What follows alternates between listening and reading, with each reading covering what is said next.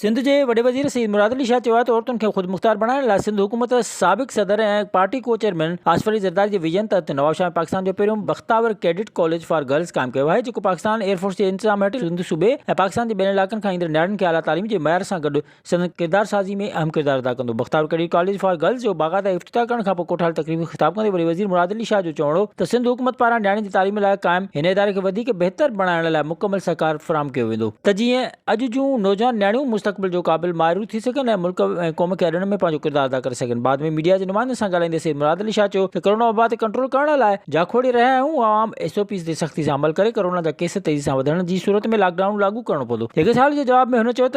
वफ़ाक़ जे रवैये सबबि सिर्फ़ सिंध सूबे खे न पर सॼे मुल्क खे नुक़सान पहुची रहियो आहे। इन खां वज़ीर आला Sindh Syed Murad Ali Shah Bakhtawar cadet college for girls पहुतो त कॉलेज कैडेट्स पारां केस गुलदस्ता पेश कया विया। वज़ीर आला पारां कैडेट्स कॉलेज जी तख़्ती जी नक़ाब कुशाई करे कॉलेज जो बाक़ायदा इफ़्तिताह कयो वियो। विज़िट कयो अवामी आवाज़ मीडिया ग्रुप जी वेबसाइट awamiawaz.pk